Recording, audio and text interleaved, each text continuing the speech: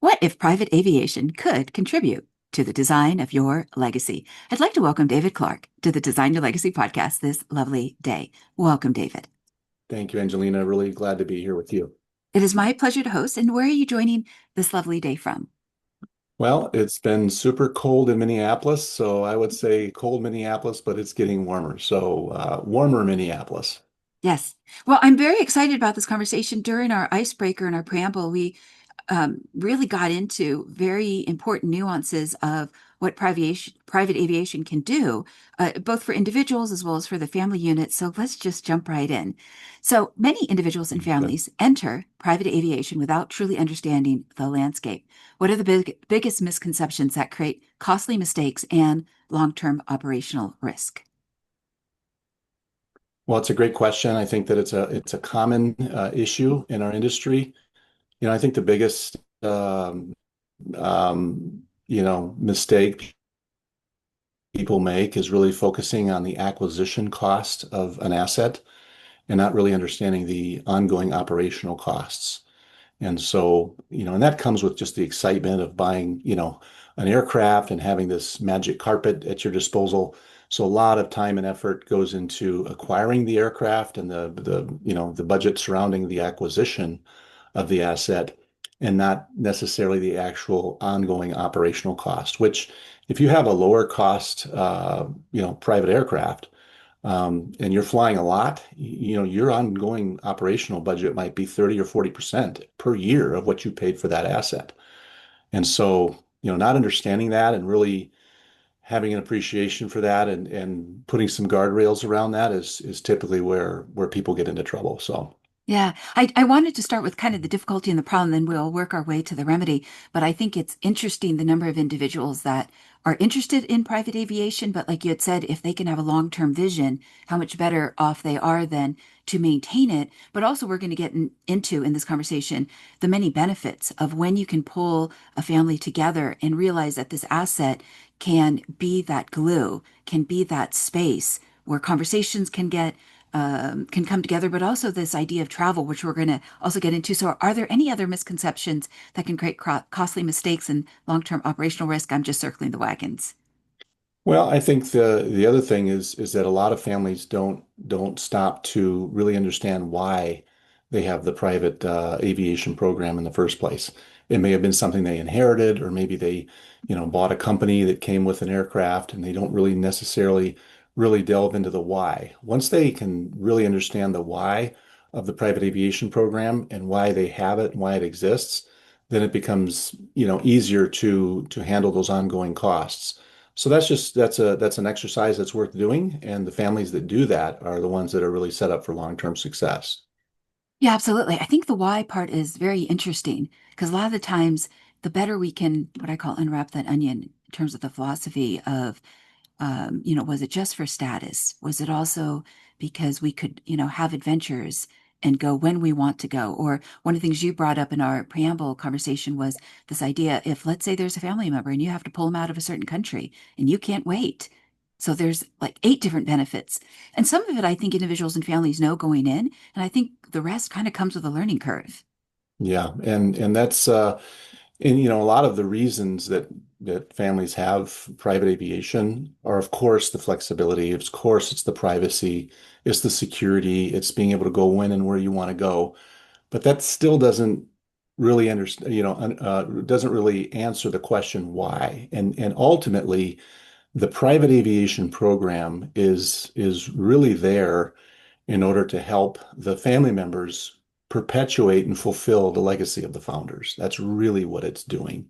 And so the private aviation program is designed around that. It's helping those family members and enabling those family members to participate in activities, whether it's furthering more business enterprises, philanthropic events, and causes, personal travel, which binds the family together and helps that family stay connected.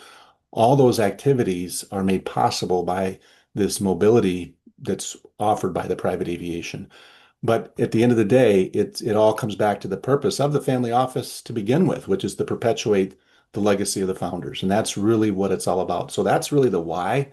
Hmm. is a really good understanding of that. Helps people then to build that out and map out what that looks like, including, like you said, whether it's evacuation of a family member that's in a hot spot in the world or maybe a medical emergency. That's certainly a valid reason for having a private aviation program in the context of a family, along with, numerous other ones. But all those are outlined and understood by the family, agreed upon, and then that becomes their reason for existence and for the private aviation program to exist within that family. Yeah. So let's talk about time management for a moment. So many wealthy individuals, as well as families, often have access to aircraft, but still lose their most valuable asset, which is time. Where do these individuals and families unintentionally waste time through poor aviation strategy as well as structure? Well, I think it's, just from what I've seen, families tend to waste time and maybe using the asset in ways that aren't the most efficient way of using it. For example, a lot of aircraft, for example, might fly one person, halfway around the country or halfway across the globe, and then come back empty, for example. So a lot of these aircraft fly around empty, just repositioning to other places. And while that might, that's going to happen, you're going to have empty legs, as we call them. Hmm. You don't necessarily want that to always be on your aircraft because your aircraft might be more expensive to operate, say, than a lower cost flight that could be chartered or a fractional ownership share, or even flying the family member on a first class ticket somewhere. And so, again, that goes back to the travel strategy. How are we going to use this asset? How are we going to, really use it to the best ability possible? And to answer your question, where do family members lose a lot of time and families lose a lot of time with private aviation? It's with that. It's just lack of planning and lack of an awareness and really, treating the aircraft like maybe a three-dimensional Uber where you can Hmm. just go where you want when you want.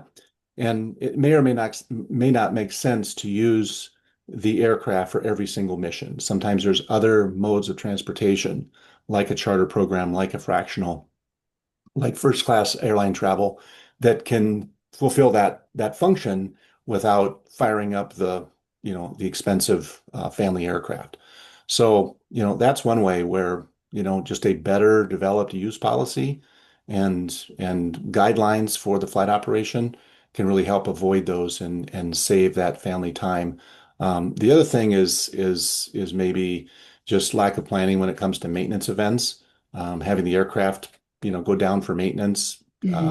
frequently, whereas if you could bunch those maintenance events together and kind of, do several things in one time period. And that's why it's really important to have some kind of professional maintenance oversight in order to be able to plan those maintenance events and that downtime. Maybe do that those maintenance events when the pilots are away at training or when the family is on vacation somewhere and they're not flying as much. So just some foresight and some strategic planning when it comes to the maintenance activities can also save a lot of time. Yeah, I want to circle over to a success story because I know right now we've kind of started with a couple of challenges that individuals can face sometimes when they go in, and it can be blind spots. One of the things you mentioned in our icebreaker had to do with a particular family, and I won't name names, but this idea of when there is a founder's legacy and when the individuals can get what's the word I'm looking for? They can all come together, whether it's second generation, third generation, and so forth, and really understand how they can use that aircraft. So, like you had said, it's not necessarily just a splurge on a weekend getaway at the Bahamas or some lovely like Tahiti or wherever, but this idea of, what does that founder's legacy mean? I don't know if you could maybe share a story, a success story, or things that you've seen in your years of experience. Well, I think there's different levels of family office engagement in the flight operation. Many times it's been something that the founder had kind of on his own and it was something that wasn't really connected to the family office. And when that founder, passes away, then all of a sudden, the family has to decide, what do we do? What do we do with this thing? What do we do with this aircraft? And so I can point to two kind of polar opposites. I know one family overseas that the founder had, purchased his dream aircraft and flown it 10 times and then passed away. And Mhm. after that, the family did not have a well-developed why for the flight operation. They really didn't know what to do with this asset, and they barely flew it.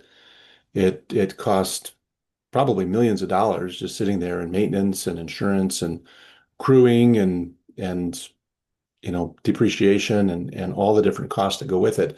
And they really didn't get utility out of it because they really didn't know what to do, and they ended up selling the aircraft. And then the family found themselves without, having this tremendous mobility tool. On the other flip side, I worked with a large family office here in the United States that has had private aviation for 60 years. It helped them build their enterprise, and they've sold that company, and now it's just family flying now, but they have a very well developed use policy. There's a committee within the family office that governs the aviation function. And so, they look at it from a number of different standpoints. So it's not just the pilots or the folks out at the hangar managing that asset and that program. It's the whole family office. And, the aviation director has an office at the family headquarters.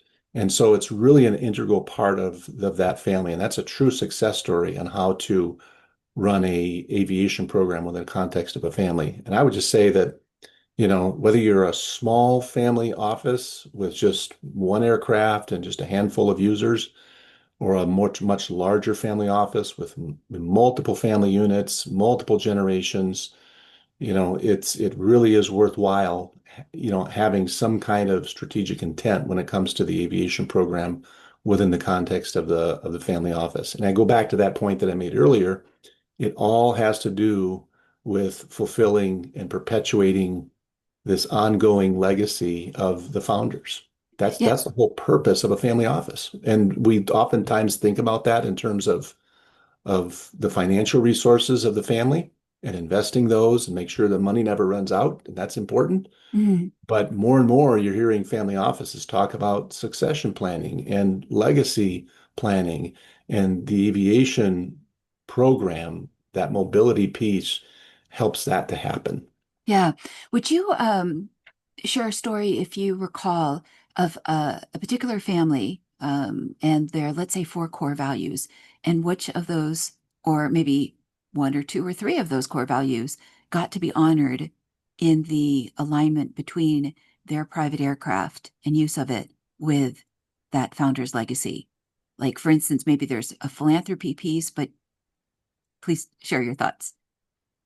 Well, many founders are very concerned that their legacy is and their values are going to be passed along consistently to the next generations, whether that's third, fourth, fifth, eighth generation.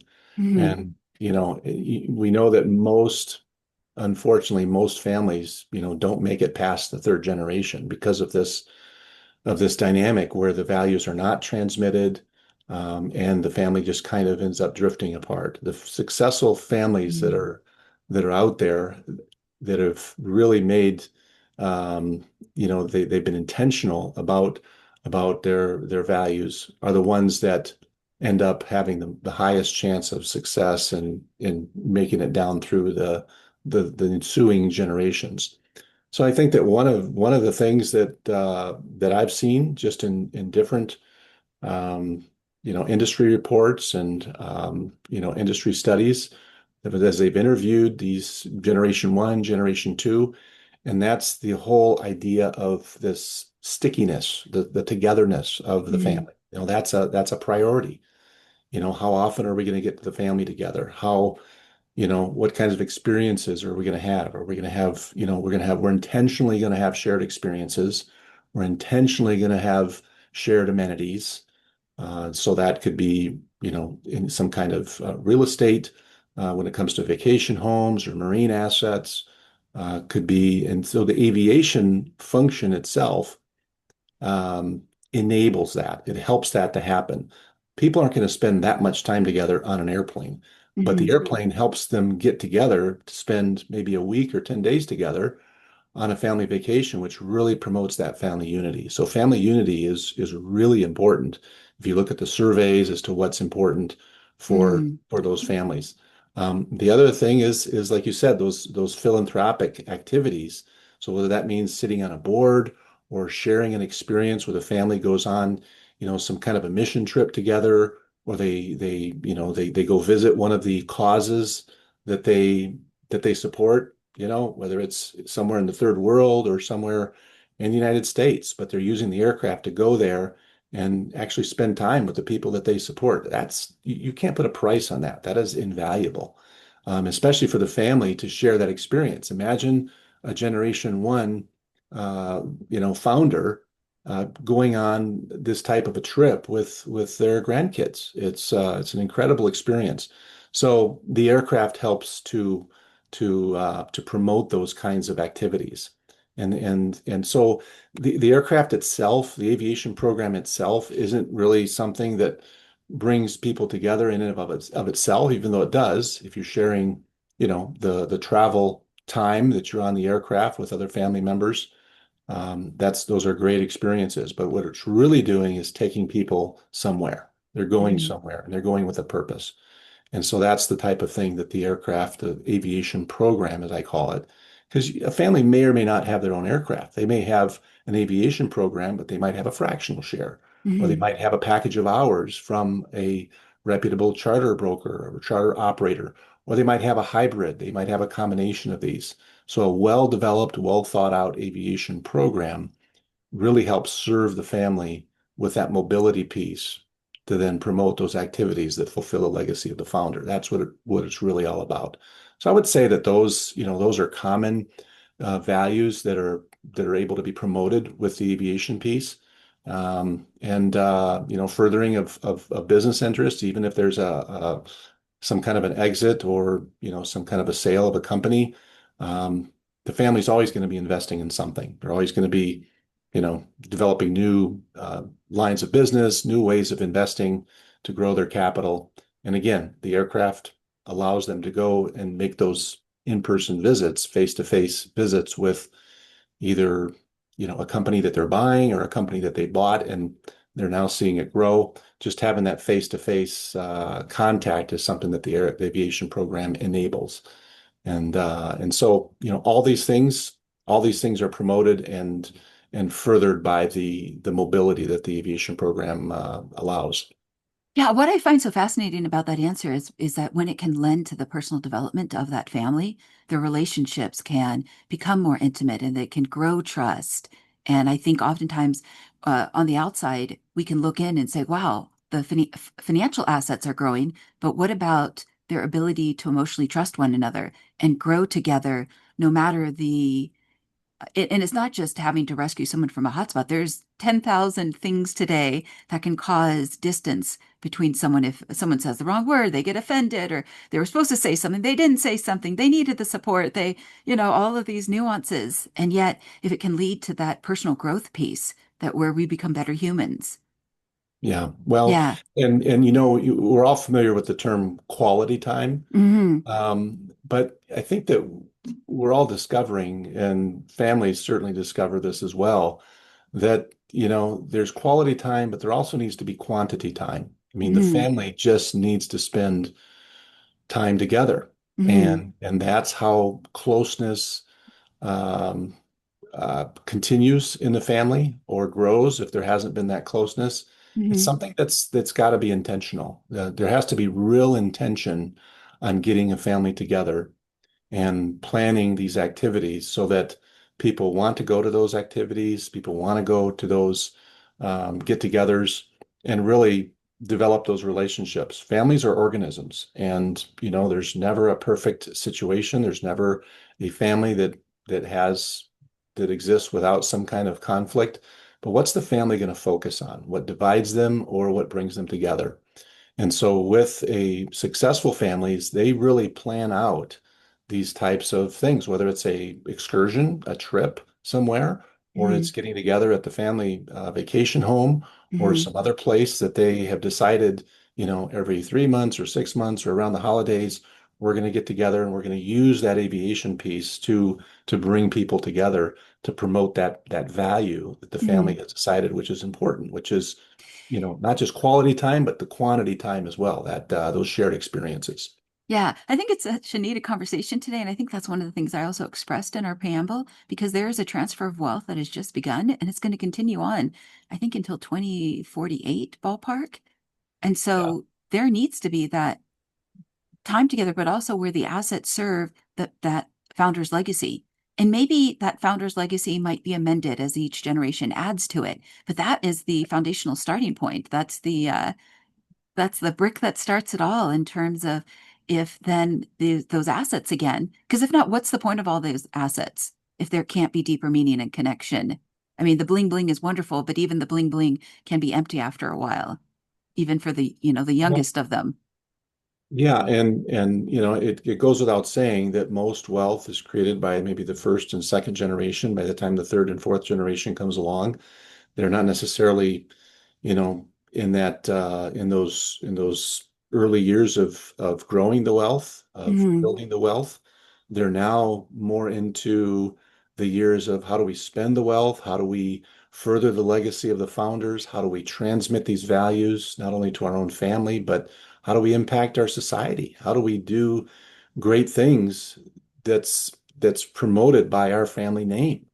And so, the role of these different generations, it changes over time. Generation one built the wealth. Generation two, helped take that over the finish line. If there was some kind of an exit or the sale of the company, now all of a sudden the family office is well stocked with wealth. But Hmm. then now what? I mean, Hmm. what does generation three do? What does generation four do?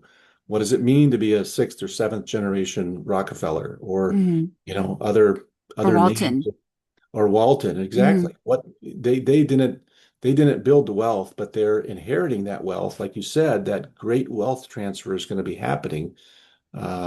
Just trillions of dollars. And so what happens, what has to happen for those next few generations in order to maintain that those core values that were originally started by generation one. Those roles do change, and that's a big, big topic today in family offices is okay, with this wealth transfer, what does that mean? What does it mean to generation three, four, five that's inheriting this wealth? What are they going to Hmm. do with it? How are they going to deploy the capital? What are the values that are going to guide them? Absolutely. And also the leadership of if they are not sure because they're a third or fourth generation, sure, they can be trained in the stewardship of it, but there also has to be that leadership piece. And that's a part of the reason why we're having this conversation today is to say, "Hey, listen, you're going to inherit and receive some assets or access to assets. And Mhm. here's what good can come out of it. Would you like to be a part of it? Right. We're extending the Yep. invite." Yeah. Let me bring up another challenge regarding structural chaos because again, some of these individuals, and I think statistically two-thirds of today's affluent, they're self-made today. So sometimes they just might not know. Okay, so let me bring up structural chaos. Family office aviation often lacks the built-in systems of corporate aviation. What breaks first when structure is missing? And how does that failure cascade into safety, cost, and trust issues?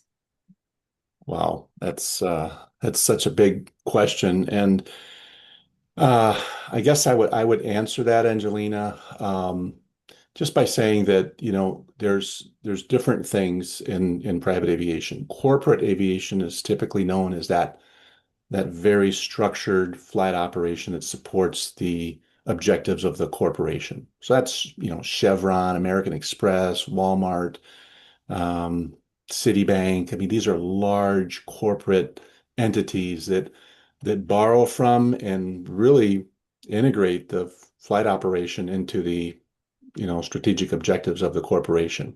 And like you just said, that kind of formal professional structure may or may not exist in the family office setting. Family offices are relatively small entities with maybe, a dozen people to maybe a few dozen people working, but there may not be anybody that's a true specialist in private aviation in order to guide through all these different issues and navigate these waters. So the family offices that are successful in doing this are the ones that really integrate the flight operation into the family office structure. That it's not just a dotted line off to the side. It's not just something that's out there and it gets paid for mysteriously by somebody, but here's this aircraft. It's assigned to the family, and if you need to go somewhere, you call this number. That's not really the best way to do it. The best way to do this is to bring it underneath the governance of the family office. And in the family office, if they don't have that expertise inside of the family office, that then have some kind of a relationship with a consultant or some kind of a consultancy group that can then help advise them and really structure a formal program. The other thing that families can do, and this is something that's done a lot with family structures in order to be able to replace or simulate that structure that exists in large corporations, is to have a professional management company help oversee the asset in the program. And that brings that oversight piece, that brings that access to a safety program, package of discounts, just that professionalism and that injects it and surrounds that flight operation with that kind of professional oversight that's just second to none. I mean, I'm a firm believer in that. And there are many families that have their own flight operation and they do fine. But there's also many that are under the auspices and the governance of a professional aviation management program in order to then work alongside that family office and really use that aviation piece to the best way possible. Yeah, So that's yeah. that's how I would answer that. Yeah, thank you for that answer. I think a lot of times family offices, there's many of them that are being formed today in order to serve this growing niche of individuals that are becoming affluent, especially if there is that inheritance and now the children are being brought into the fold. And when I say children, obviously I mean adult offspring. But I think also this idea that the family office has to solve for everything. A lot of times they have to delegate, specifically around this conversation when it comes to legacy. Because if they haven't done the inner work, they can't necessarily lead their client from point A to point Z. So even if the asset is amazing, and I think you spoke about a $70 million aircraft during our preamble, and I wanted to ask you what the type of aircraft was, but I didn't get the chance. But I bring that up just in the sense of they have to delegate because, and that brings me to my next question of how can individuals and families design aviation programs because still they get the opportunity to be proactive. A part of it is that they get to delegate it to others, whether that's the family office executives and so forth. But how can they design aviation programs that sustain elite performance without burning out their teams? Well, and that's a great question because a lot of family office aviation teams are small Hmm. and they depend on limited resources. They're wearing multiple hats. And so it's really important for that family office to surround itself with professionals that can help guide it, not just in the developing of that whole idea of legacy, but in Hmm. the aviation function itself. And so, that involves, again, having a professional management um, company perhaps oversee the asset. It's bringing the aviation function into the family office and making it an integral part of the reason that that family office exists and how they do what they do, and not have it this isolated dotted line where there's an aircraft out at a hangar somewhere and the Hmm. principal flies on it, but nobody knows how it's paid for. Nobody knows, nobody else has access to it.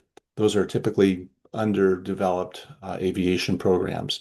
So, families that are doing this well they are outsourcing. They do have some kind of consultancy to help them go through these different issues and do this more of the strategic planning side of it. Because there's essentially two things that are going on with the aviation program. There's the operational side, which is the day-to-day fulfilling trips, taking people, places, bringing them back safely. And then you've got the strategic side, which is more of that long-term planning, fleet planning, use policy. How does it integrate within the structure of the family office? And then who are the professionals that we need to surround ourselves with to make sure this gets done well? Hmm. And so, those are all, common questions, but there's families that are doing this really well, and there's other families that could be doing it better. And I think the ones that could be doing it better are the ones that perhaps haven't taken that step yet to really, engage with groups that can help them. And professional management is one of those, but there's others as well. So Yeah. Well, again, I think that there are those pioneering souls right now that are thinking about the qualitative aspects, as just as you had mentioned, the quantitative, but also leaning in terms of their imagination, because either I think about in our society today, it can either be service to self or service to others. And if they can come up with a program, even just, 3 or 4 retreats a year where it's service to others. And when I say service to others, I mean not just the philanthropy, but how do I reach across that table and get to know that next generation, that third generation? How do I set aside an hour or two to impact them by the wisdom that I've garnered over the years? And obviously, I'm speaking as someone who might be in that founding generation compared yeah, to the rising generation, but also, but still to initiate those conversations so that the the best practices can be shared, but also people can be open and say, "Wow, I'm really struggling with this," and then have it open up to not necessarily a group coaching session, even though I think the younger generations are more open to group coaching, but even just a mastermind moment where people can say, "Yeah, you're not alone in that," especially because there's a loneliness epidemic, and it's not just in the United States of America; it's all over. And you add wealth to that, and now you have individuals that really live in a bubble. I think a moment ago you mentioned, well, the founder knows about the aircraft in that hangar. But what about everyone else? What about the spouses and the right. children, or even I think even just to invite even not just the rising gen children, obviously as adult offspring, but bring their spouses in, like expand the circle. Absolutely. And that's, it just goes back to the fact where, there's no substitute for spending time together. There's no substitute for that's how those values get passed along. That's how those experiences get shared. It's with activities that are going to promote that stickiness of that family. Hmm. Families, in days gone by, families would always they most likely live in the same area. They saw each other on weekends. They spent a lot of time together, and that still happens in many places overseas. I mean, I know Hmm. I know families that get together every single Sunday for Sunday lunch, and then they spend the afternoon together, and there's just a tremendous experience that goes along with that. Those are families that are very tight, and that happens in many other places. That doesn't seem to be something that happens as much here in the United States, especially when people live in different places. So when you Hmm. have families that live in different locations, and then you're really trying to then pass along these values, how else do you do that other than through Quality some kind of time. quality Yeah. and quantity time that's Hmm. through shared experiences. How else do you do that? You can Hmm. write it down in a book and a statement, but that's not going to have the same impact if you're generation one and you're trying to pass along your values to generation two or even generation three. How else are you going to do that except for spending that time together? Yeah, And that's what the absolutely. aviation piece does. The aviation piece makes that possible, makes that easier to happen, Hmm. having those shared experiences because it facilitates it. So it really becomes a facilitator type of a tool for that family. There's other ways that families use their private aviation as well, even outside their family. There's a thing called the Corporate Angel Network, which is a network of thousands of companies that have essentially signed up their aircraft in a database. And when that airplane is flying empty from point A to point B, that corporate angel network, they find uh, cancer patients that need to get to doctor's appointments. And Hmm. so the aircraft can be used for philanthropic purposes in that way, beyond the family's own flying. So there's multiple ways to use it as this younger generation is Coming up arriving, and yeah, coming up and hmm. getting involved in private aviation. There's several things that they are typically concerned about. One of them is the whole, purpose aspect of it. And then the second thing is the environmental aspect. They struggle with, the fact that aircraft burn fossil fuels and are only carrying a handful of people at any given time. And so there's ways that the family can mitigate that if that's something they're concerned about. And so there's tools and resources that they can use today in order to be able to mitigate that effect and pretty much zero it out so that they can then fly, with a cleaner conscience because that has been satisfied. So there's several things that the younger generation is concerned about that's being addressed, and it's very common for them to grapple with those. Yeah, I'm glad that you bring that up because there are pink elephants in the room. But if I circle back for a moment to the founder's legacy and this idea of values, it's very easy to ask someone, well, sometimes it's easy, regarding how do you define your values or what are your top three or four core values? But it's a whole other conversation regarding accountability. If you're living into those three or four core values and or how are you developing them? Like if you were to lean in more to that value of family unity or quality time or philanthropy, what would it look like? What would it sound like? If you were to take it up the next step. And I think that's where there's this idea of when somebody can tap into this asset of private aviation. And like you had said regarding FaceTime, there's a son of the Rothschild family that I think he's an artist. He lives out in Venice Beach in the Los Angeles area of California. And I just think how amazing would it be then if he got, flown back to Europe or his family came out here to see his artist lifestyle on Venice Beach, because we're talking now about an individual that obviously probably, I'm thinking, I don't know him, but has the knowledge of how to steward his family's wealth, but at the same time, his purpose in life is art and to be creative and to be really into nature and nature programs in terms of the choice of that individual's impact investing. But yet there's still this idea of, gosh, to see your family. I mean, it's wonderful to have friends. It's wonderful to go to all the parties. But when you talk about that quality time that can bring you back to your roots and also just bring you back home. Yeah, yeah, and I really hope that this individual has the support of their family and sees this manifestation of his gifts and abilities as in a way furthering the legacy of the founder of that family. Hmm. And like you said before, these values aren't fixed in stone. They may get modified or added to through the generations, but while still respecting the original intent and the original values that were established by that first generation. So there's different ways that plays itself out in different aspects, and the arts is certainly one of those. Business is another one. Philanthropy is Hmm. another one. Family unity is another one. So there's numerous ways where that legacy will play itself out. And you're an expert at legacy planning and just how important that is for people to take the time to do that. This stuff doesn't come naturally to people. It really does require, having somebody to be able to sit down and flesh it out. Hmm. And so, it's just a really important thing that the family do in order to define and continue to define and fine tune what it means, to have that last name, what it means to be part of that family. And the aviation function is always there to support that and to enable that. Hmm. And aviation programs that are well developed, they're very intentional and in the same, in a similar way to what you do, we do on the private aviation side and really try to design that, help people design that so it fulfills the function that it's supposed to fulfill within that family and accomplish those objectives. Hmm.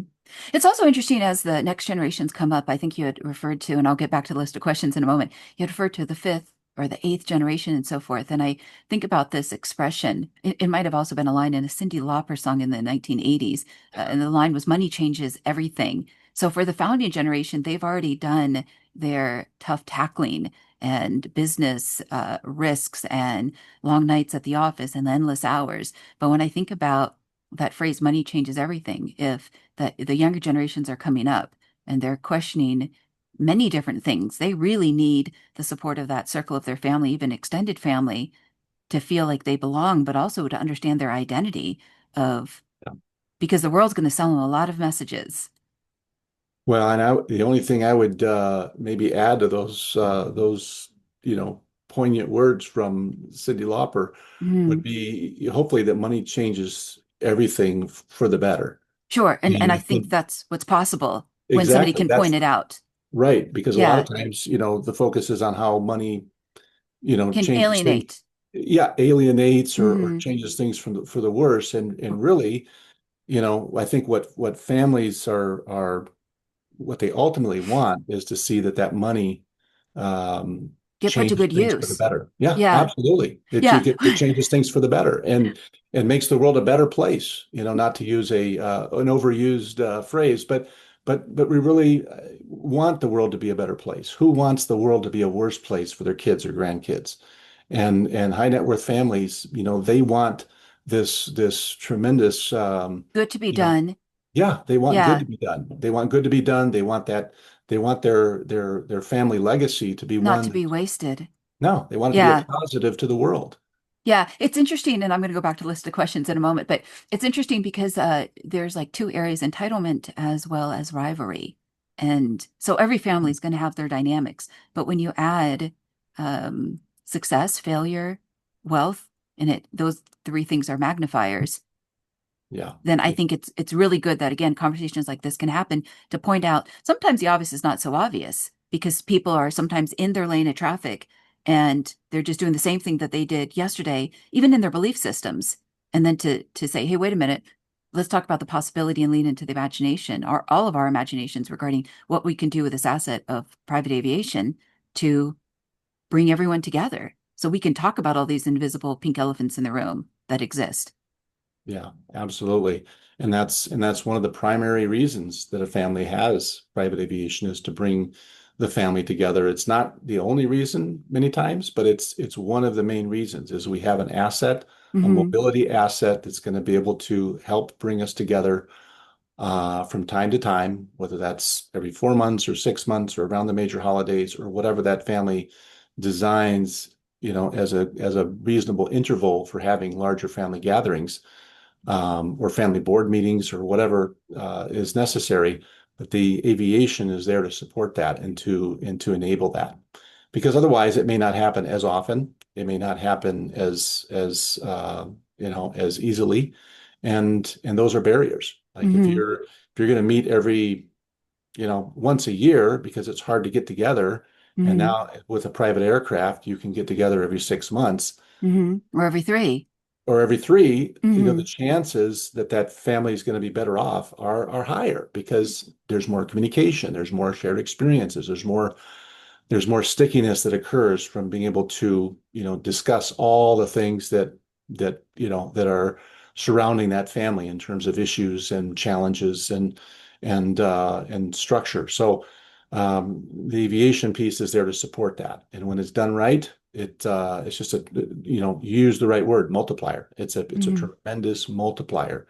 And it allows people to do all these things as well as their business interests, as well as their philanthropic activities, as well as all the other things they're involved in without sacrificing their own families. And that's the whole thing, is to get those parents back to their kids Hmm. more often, to not miss as many soccer games, to not miss, as many piano recitals, if any, but to give Hmm. them that extra flexibility, give them an extra 30 to 40 nights a year at home, give them 13 months out of the year.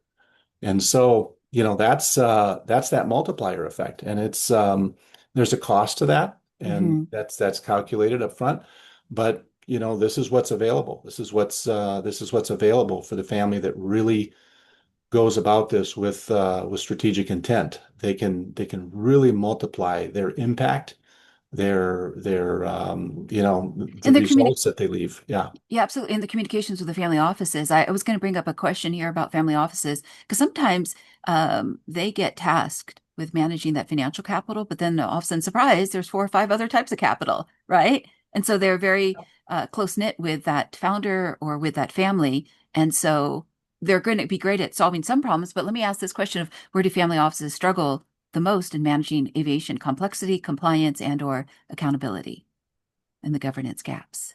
I think they struggle with all of those things if that flight operation is not fully integrated into the family office. If the more separate that operation is, that aviation program is, it's going to be more difficult for that family office to provide oversight and governance and resources. It's not just Hmm. about checking up on them or making sure that everything's being done right, even though that certainly is part of it.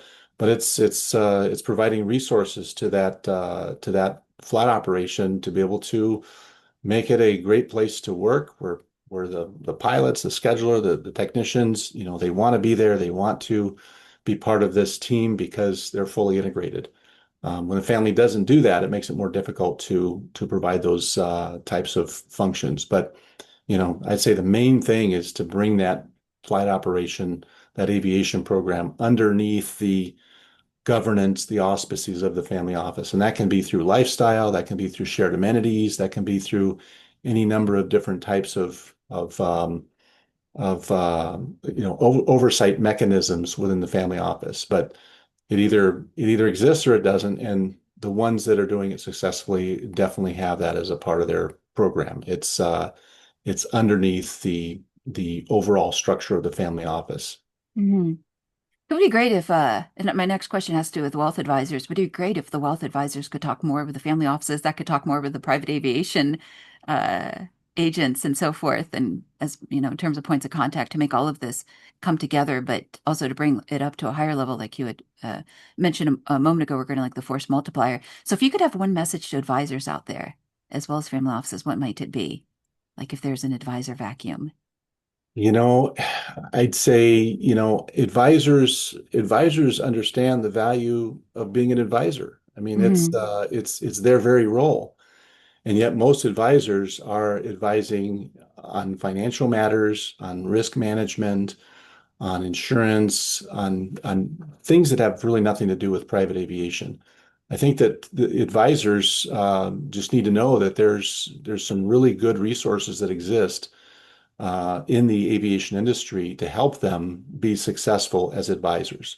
So Hmm. whether it's aviation consultants, aviation attorneys, aviation risk management specialists, aviation insurance, there are people in this industry who are able to help, who want to help, and it's just a matter of establishing that first contact with them and seeing what's possible. You don't have to go it alone in this. This is not anything. There's very few issues that our industry, the aviation industry, hasn't been able to solve in roughly 70 years. Private aviation has been around for about 70 years now. And there's very few situations that we can't resolve or somehow come up with a solution for. And the main thing that a family office, that advisors should do is to reach out, start a conversation, and begin to lay out what their challenges are and see what the best way is to resolve those. And a good management company, an aviation advisor, consultant, a great aviation attorney can provide invaluable advice and save that advisor or that family office just a lot of time and a steep learning curve. They can really flatten that out. Yeah, I think it's interesting. Again, we can find individuals that are very, very good at one line of business. It's like the metaphor is like they're very good at swinging a hammer. And obviously, then they can diversify to become good at many other things. But then there's also, there can be a quiet or a silent expectation that they must be good at everything. They must know everything. And really, it's TI, time in, of taking the time and making the effort to learn about all of these, what's behind the corner, what is it that you need to know? Because sometimes people are not born and but we think they're supposed to know. They're expected to make good decisions because they made great decisions everywhere else. So let me bring up another challenge, and I'm just covering all these key points because I think about if there's an individual and if they don't know, and you expect them to know how unfair that is. So let me bring up risk blindness. Where do families underestimate even reputational risk or operational risk in private aviation? I think that happens when they really don't understand the different complexity of the legal requirements of the FAA, the IRS, different state entities, and families and companies and individuals that own aircraft. By not getting good, solid advice, they can really run afoul of these different agencies and end up in situations that that can cause some serious issues when it comes to reputation, even safety. And I'll give you Hmm. an example. People, somebody owns an aircraft and they're in a hangar next to somebody else who owns an aircraft and they have some kind of a relationship. They become friends because they're sharing the same hangar space, and they come up with some sort of an informal agreement of swapping hours, for example. And, Mm. See, this is good to know in the nuances. Keep going, please. yeah, and this is unfortunately very common where people just say, well, when my plane's down for maintenance, can I use your airplane and just have you, I'll give you 1-to-1 or 2-to-1 if there's a Hmm. difference in size of aircraft, but we'll work something out and just kind of have a informal agreement. Hmm. And on the surface, that seems okay. It's like, well, Hmm. we both own the asset and we both control it, and nobody else can really tell us, how to do this. And we're just going to come up with our own way of doing things. And so, when my plane is down for maintenance, I'll use yours and vice versa, and we'll just kind of keep a running tab of who owes what and so forth. Well, that is highly, highly illegal. I mean, that is completely against the regulations. You cannot do that. And if anything were to ever happen, the insurance company would void any coverage because that would be operating outside of the regulations. So you absolutely cannot do that kind of thing. You cannot just swap hours or make up your own agreement without having that formally recognized and put on file with the FAA and registered. So that's just an example of how people run afoul of doing things. And of Because they don't course, know any better. if Yeah.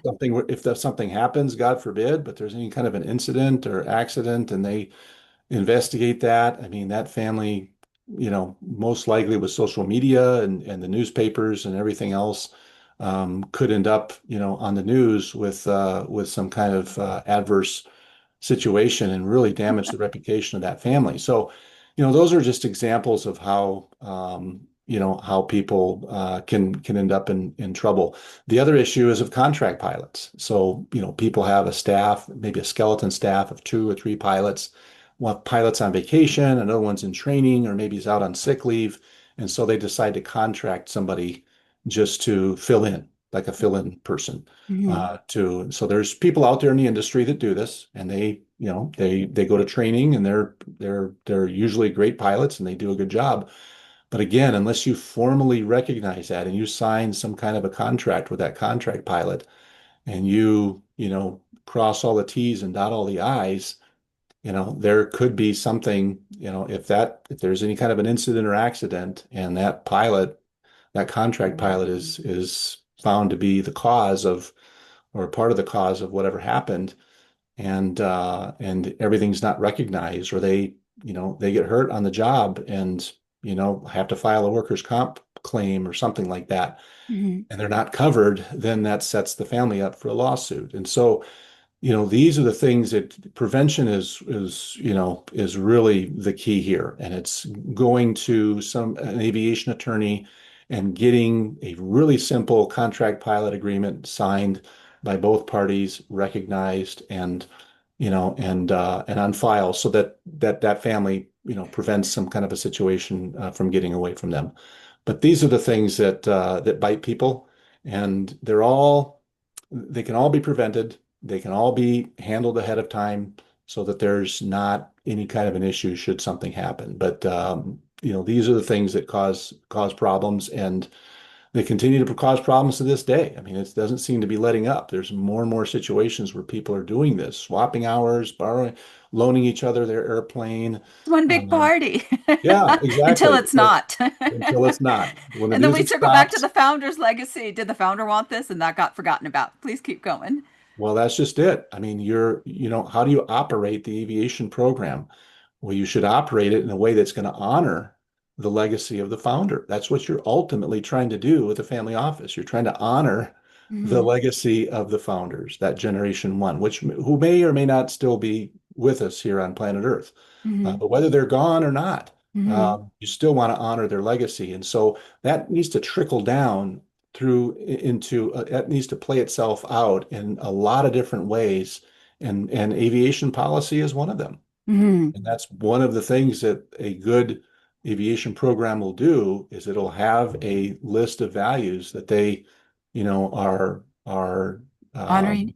they're honoring, whether it's Hmm. integrity, honesty, transparency, family unity, all those different things need to be need to be fleshed out in minutia, Hmm. like an aviation program policy that involves contract pilots. It drills down to that level. But if Hmm. they do that, then they're protected and they're protecting the family's reputation, which is paramount. Yeah. The next question I had to do with legacy drift, and I definitely want to reword this question because I'm just thinking kind of on the spot right now. But I think about how oftentimes, if some is good, then more is better. Not always, not with cheesecake or sugar and so forth. And probably if you can party every weekend and the Cayman Islands or so forth, how does that then, if we think about aviation when it's treated as a luxury item, but what if it's also treated as an infrastructure item? Yeah. And it can lead to generational continuity governments and long-term legacy planning and design. I want to maybe circle back again and ask you, about the benefits because you've seen, I think, good success stories. You've worked with some families that are hugely successful, not just domestically but internationally. Yeah, and those families have, like everything in their life, they have guidelines, they Hmm. have parameters, they have boundaries, they have guardrails. And an aviation program needs the same thing, not just from a uh, safety standpoint, but from a financial standpoint, from a visibility standpoint. Aircraft, like anything else, they can cause conflict in the family. If there's certain individuals that are viewed to be overusing the assets, or you know, uh, they're pulling rank and We're back to not, entitlement. Keep going. yeah, tying up those assets and not allowing them to be more democratically distributed, and giving everybody a chance to fly their fair share of hours. Those things are things that can be prevented with a good use policy. And Hmm. so you might have a family, let's say a family has 10 family units, and each family unit gets allocated a certain number of hours uh, per year to be able to fly on that aircraft. Well, you still have to decide, how does that get paid for? Does that get paid for by the family office itself, or is Hmm. there some kind of a chargeback? Is it some kind of a hybrid that they pay a flat amount per hour, and then anything above that the family office covers, because there's always incidental costs that come up. Hmm. Um, and then you get into, priority booking, who gets to pull rank, who gets priority when push comes to shove. All of that gets outlined in a good use policy to be able to spell out the rules of the game. Everybody knows what they are. So if you get two people wanting to use the airplane on the same day, and generation two gets to pull Hmm. rank on generation three, and Hmm. generation three still gets to fly, how do you do that? Well, that's when you might have a separate package of hours or a fractional share with VistaJet or NetJets or FlexJet or another charter program, where it's like, okay, you may not fly on the actual company or the family aircraft that day, Hmm. but you're going to fly on this other aircraft that's from this other provider, and you're going to get to the same place in the same amount of time. It's just going to be in a slightly different way. And if those rules are spelled out ahead of time, then nobody should have an issue with it. Hmm. But even then, you need to have a way to vet the operator. You need to have a way to write the insurance in a certain way so that the family member that's on board is protected and listed as an additional insured, Hmm. and they're given a waiver of subrogation by the underwriter. And so there's all these little details that have to be thought out ahead of time. And as long as they are, then there's very little conflict that can occur because you've decided ahead of time what those rules are going to be. Yeah, absolutely. This has been such an enriching conversation, and I'm going to switch it over to the personal aspect or the personal part of this legacy podcast, which is if you could define your holistic legacy in one sentence, what would it be? Well, I think, I've been involved in private aviation all my life. I went to school for this. I've been involved, I'm in a career now that spans 36 years. I've been in the industry. And I just think it's just a tremendous tool. It's perhaps the greatest time management tool that exists. I mean, there really is nothing like it, and that's why it's so popular. Hmm. And it's grown so much, even since COVID. It's grown so much. As people, were restricted from flying and be able to go where they wanted to go for a period of time. And then after that, they decided, we really want to start getting out there. We really want to have shared experiences.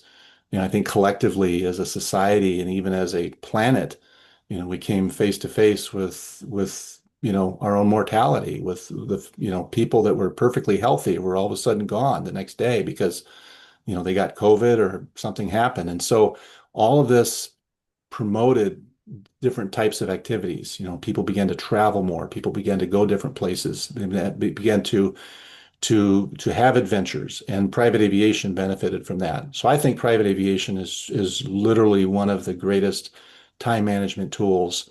And I think I might have told you the story, Angelina, where when I was 18, I lost my father, and I haven't seen my father in 40 years. I haven't been able to have a conversation with him or take him for a cup of coffee. He passed away, Um, or did he just move to another country? no, he passed away. That was Okay, eight. okay. And I That was think eight. the gentleman that introduced us mentioned something about that, but I didn't bring that up in our Yeah. icebreaker. Yeah. Well, and I've not been able to see my father in 40 years, and I miss him Hmm. every day, and I miss him tremendously. So, what can I do? How can I turn that into a positive? Well, I have this tool, this private aviation that I can help other people better understand and better utilize, so they can see their fathers and their mothers every day. So their parents they can get out and build their enterprise and live Hmm. out the legacy of their founders, and still not miss those most precious moments with their kids. Those piano recitals, those soccer games, those basketball games, those are priceless. Or even just to And break bread and to have a and just break conversation in bread to be home for FaceTime. dinner. Exactly. Yeah, So if yeah. if a busy, mother or father, can go out, travel somewhere, hit one or two stops, have some important meetings, and still be at home in time for dinner that night with their Mm-hmm. kids. If they can still be home in time for their daughter's, ballet recital or their son's soccer game, to me, that's really my mission, is to help people to do that and do it in the most effective, safest way possible. So I can transmit, the knowledge and the resources I've been able to discover over the past 36 years. And I don't know everything. I'm still learning new things every day. Hmm. But when people, get me, they get my network, and they Hmm. get the people that I've vetted and I've developed relationships with. So there's that multiplier effect again, where Hmm. it's like when somebody, they sit down with you, they not only get Angelina, but they get, My all Rolodex, your because Rolodex. yeah, well, Exactly. because you want to see that individual or that family, that client, whoever, even if it's a business associate, you want to see them succeed. So why hold Absolutely. back? Yeah, Got to be exactly. service And, to and, others and versus service to you're self. Yeah, you're a go-giver. You're a person that believes in generosity, and I'm the same way. I really think that me being able to help people um, get into this industry of private aviation and partake in the benefits that it provides in the safest, most effective way possible. I mean, that's one of the greatest gifts that I can give people. So to me, it's deeply personal, Hmm. but it's also deeply satisfying to see somebody being able to lead a richer, more impactful life because of their use of private aviation. To me, it's one of the greatest aspects of my career is being able to see that, and I just love it. Yeah, that is so heartfelt. Thank you for sharing it, that story in that context. Yeah, I mean, when you really think about it, that's what it's all about. It's being able to shrink those travel times and not limit the effectiveness that somebody has as a professional, business professional, or in their philanthropic activities or any other kinds of boards that they sit on, Hmm. but get them out and get them back as quickly as possible to spend time with the ones that matter most, which are typically your significant other, your children, your children's children, Hmm. and that is that's The meaning that's in just the life. magic of it all. That's the magic of Yeah. it all, and that's the magic carpet that is private aviation. It's just it's a tremendous, tremendous tool.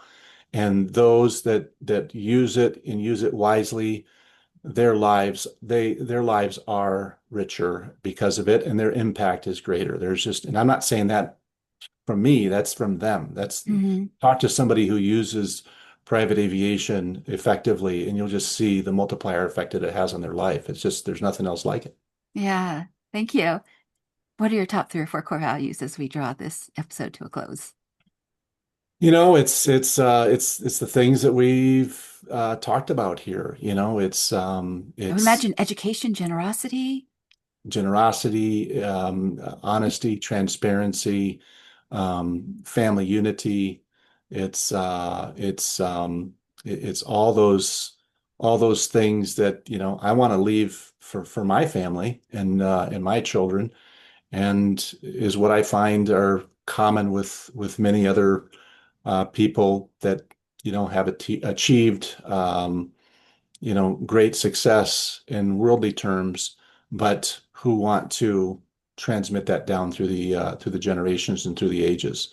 And I I fight every day to find ways to live those out and to help others live those out as well. So that's pretty much it. I mean, it's pretty simple, but it's very impactful. Yeah. What I appreciate about you, even just speaking into your values, is I think we need to have these conversations to have like, well, you go first, you say your values, and then it becomes okay for other people to think about it, to speak it, and then it becomes more incorporated into our lives, our lifestyles, our vocabulary each day, our decisions, how we make the decisions Yeah, as the like for example, guideposts. like you said, your desire to share your Rolodex or connect people with the right kinds of people, that comes from a place of generosity, for example. Your desire to maybe, my desire to tell a client, that maybe you know, they really need to clean up some areas that they might be skirting the law unbeknownst to them, but Mm, things that could get them in trouble with, the authorities, FAA. the FAA, with the Hmm. IRS, things like that. Hmm. That comes from a place of honesty. Hmm. Whereas, somebody may not want to be completely honest with a client because it might affect the deal that they're working on or whatnot. And to me, it's more important to be honest with the client and maybe even have them postpone a decision or change course to something that's more applicable to their situation. It's more important for me to be honest with them and let them know, hey, this kind of thing could get you in trouble. Let's go a different route. Hmm. Let's maybe wait a little bit, or let's maybe start with something, a little bit simpler. Maybe start with a charter program or start with a fractional program, test the waters a little bit first, and then go out and buy something if that's the best solution to them. I'd rather be honest with somebody and Hmm. let them know what I'm really seeing than to withhold that for them for some kind of personal gain. That's just not, to me, that's not right. So that honesty comes out and plays itself out with those kinds of decisions and those kinds of conversations. So our values are really what guides us, and everybody has values, good or bad, Hmm. and those values will come out in your actions. And so it's important that those values are established so that everything you do is an outflow of that. Hmm. And I think that, I'm sure you're the same way, I'm the same way, and that's what we want. We want to live our life according to our values. But first we have to know what those values are. And so having these kinds of conversations are good, like you said, because it helps us to speak those and put those out there and write those down and get those established so that they guide us in everything that we do. Yeah, well said. Well said. We started out today's conversation with the intention of what if private aviation could contribute to the design of your legacy? And I think we have fulfilled that business promise this lovely day. We've talked about a range of topics, which I thought were all important. I didn't necessarily want to do like a crash course in private aviation, but yet I think that a listener and a viewer does need to know all of those aspects that you brought up, the complexity of it, the acquisitional versus operational cost, but also this idea if your buddy says, hey, let's swap planes for the weekend, and realizing, hey, is that really a good idea? Or what is it that I need to know when it comes to those decisions, because a part of it is that social capital of the relationships, but another part of it is you Yeah. got to, dot all of your I's and cross your T's and not make yourself a mark if you don't have to, just because of you might just not know it's a blind spot. And I think that also you spoke about this idea of pairing the travel strategy with time management because the asset of time is invaluable.